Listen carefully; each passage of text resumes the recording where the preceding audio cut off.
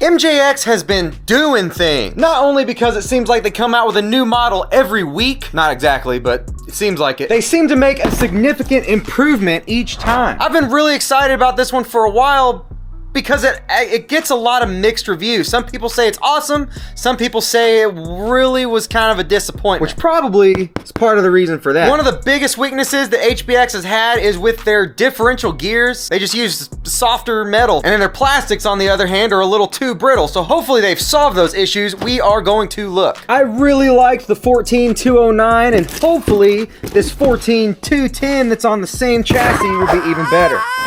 Oh yeah, this is starting off really good. Those are some good sized tires. Comes with a second body right in the box. Also comes with a set of paddle tires. Comes with a nice sized battery, a few bags of extra parts, and some stiffer springs that we'll probably just go ahead and put on there. Usually our driving style supports stiffer springs. The body has a really tight fitment. Even without the body clips in, it stays on there really well. We've got a metal chassis on this thing, metal top brace going all the way shock tower to shock tower. Look at the size of those upper arms. Front suspension too. Those are beefy. Okay, now we break a lot of parts here because we do a lot of durability testing. But one thing I've never broken or bent is a HyperGo axle, because their axles are just massive. So for this one, they decided let's take the rear axles and make them even more awesome. We've got our metal center drive shaft, receiver box, brushless motor with a heatsink and a cooling fan on it, ESC with a heatsink and a cooling fan on it. Oh, another quick random fact here, both body shells have skid guards on them. These oversized tires definitely do have some foam in them. It could probably be a bit more dense, but honestly, this is probably one of the best initial visual build qualities that I've seen on a budget RC car. I still wish the plastics were a bit more flexible, bendable. Oh yeah, but first we take this out. I want to get these stiffer springs put on. Man, I've got my hopes real high for this one, and I'm hoping they don't come crashing down. People are claiming some pretty high speeds out of this one. Hopefully we get something similar.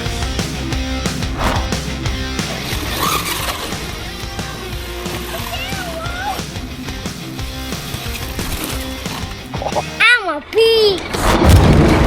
There you go.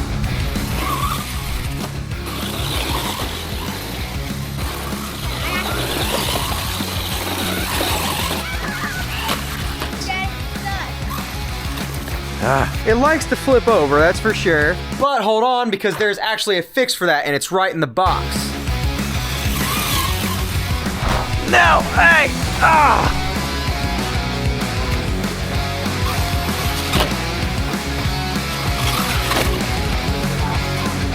Yeah, we made this truck do some pretty sweet things, actually, and the paddle tires, they're really surprisingly great. That, along with 3S, is coming up. Dude, did you hear something? Yeah.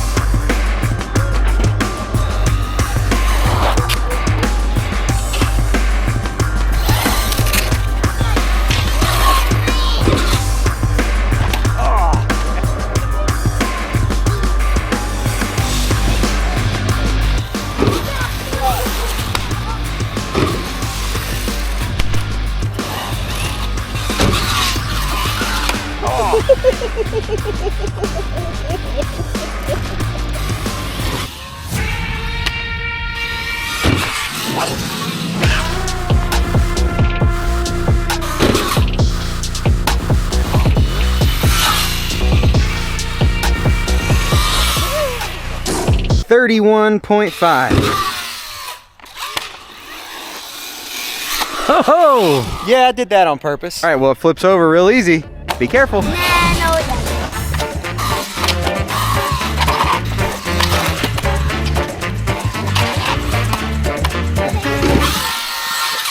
That was a good one. I believe these tires are the reason that it's flipping over so easy. They're really grippy and knobby. So I'm gonna swap these tires onto it off the Team Associated Reflex 14MT. They are almost exactly the same size, so hopefully that'll solve all our problems. Oh yes, and we also just got a brand new, hopefully much better speedometer. So we are going to do a 3S speed test here in just a minute. Okay, we got them on there. I prefer the blackish color because my soul is dark. Also, I know it's gonna look super cool with these things on there. We're gonna try that out at a different location here in a bit too. Hey dude, look at this super cool tire pyramid I built. Hey! Just can't have nice things around here. Hey, whoa! Yeah, this controls a lot better. Still flips, but not as easy.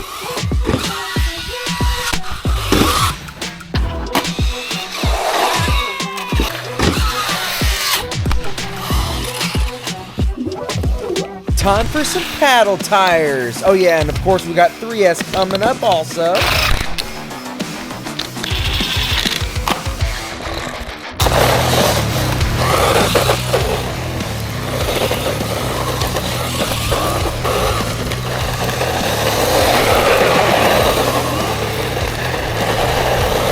I don't know if it's these tires or this surface, but this is much better. Watch out for that big hole.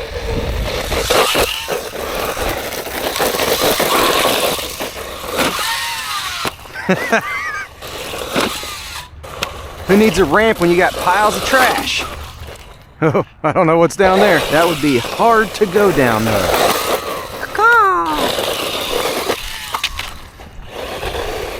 Uh-oh, I broke it. All right, well this was much better with these tires on it. Of course, it may have just been that surface was a lot more gravelly. We're gonna leave these tires on here, go try it out on our asphalt now and see if it's any better. Plus, we did break this shock rod end here, but we're just gonna borrow one from there because we still have a 3S speed test to do. And yeah, we're just gonna leave those on there for it.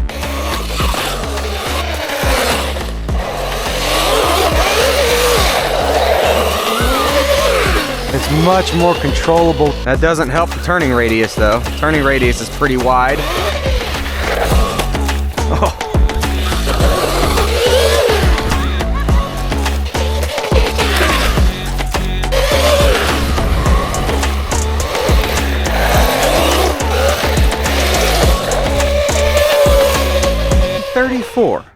I don't believe that. It has come to my attention that that battery may not have been fully charged. So, all right, new battery.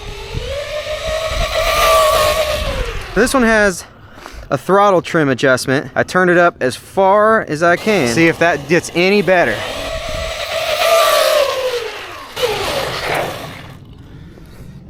$37. Try one more time. At least these tires are a lot better.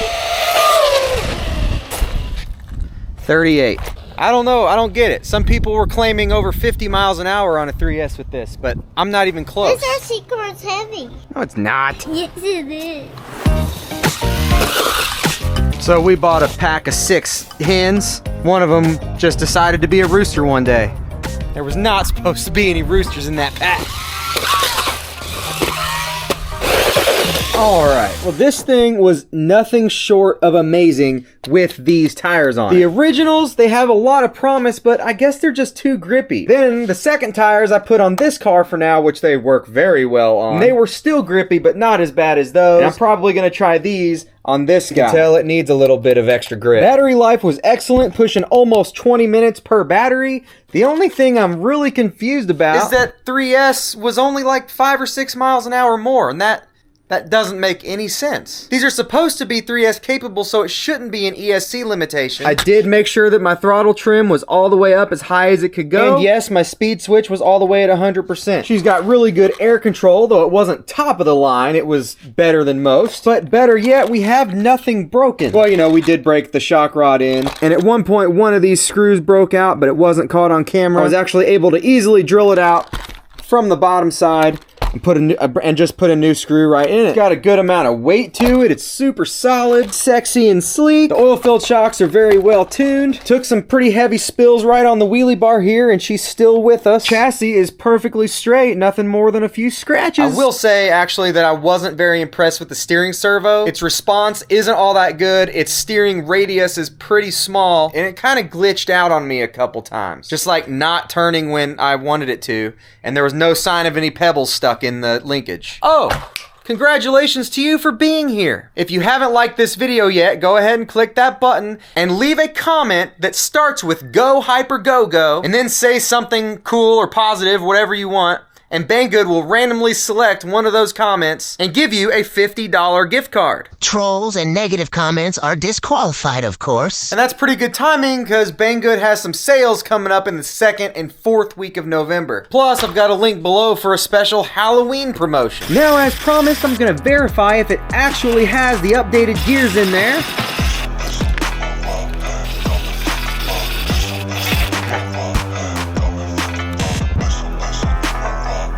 Yes.